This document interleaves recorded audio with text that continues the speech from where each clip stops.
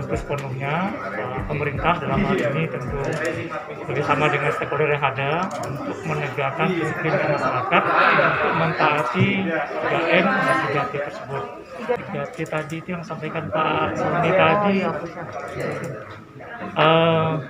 tentu personil yang sudah kita siapkan, sudah kita latihkan mereka untuk menegakkan disiplin masyarakat terkait dengan penggunaan 3M.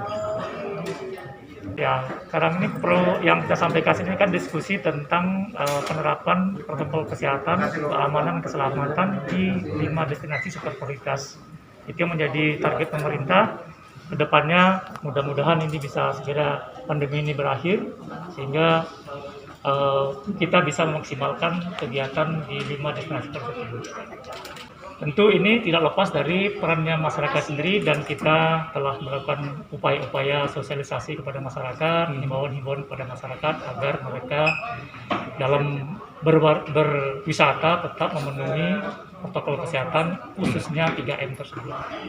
Angka kepatuhan, kalau menurut informasi yang saya terima tadi dari Pak Pembicara, itu untuk kota-kota tertentu sudah sangat bagus, seperti Jogja tadi contohkan di atas 80%, namun di daerah lain masih ada yang minim sekali, sampai di bawah 60%.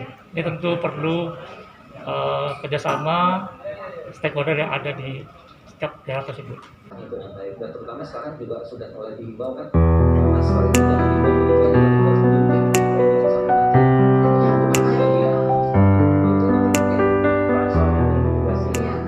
kita melihat dari apa yang dikerjakan oleh pemerintah dalam hal ini Kementerian Kesehatan, kami merasa optimis ya. Yang tadinya awal itu kami kan khawatirkan itu adalah kecepatan tim Kementerian Kesehatan ya, tim nakes kita untuk memberikan vaksinasi dalam jumlah yang masif dalam waktu yang pendek gitu kan. Apalagi pemerintah presiden meminta vaksinasi harus selesai dalam tempo 1 tahun 12 bulan. Nah, pada waktu awal kami cukup khawatir karena melihat agak lambat gitu ya.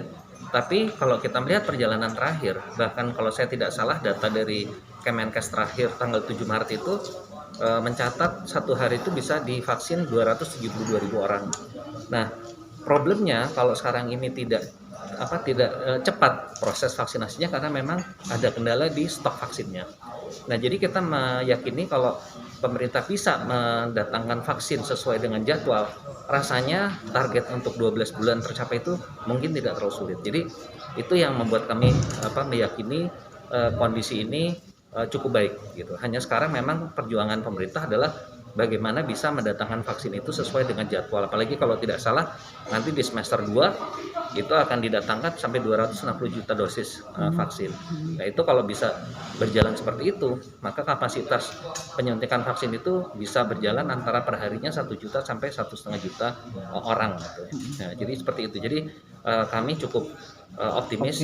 Kita berharap saja proses pendatangan vaksin ini bisa berjalan lancar. Otomatis kalau ekonomi bergerak kan pastinya apa yang kemarin itu banyak sekali perusahaan yang bermasalah keuangannya ya, dan sehingga terpaksa harus merumahkan karyawannya, harus memutuskan kontrak pekerja waktu tidak tertentu.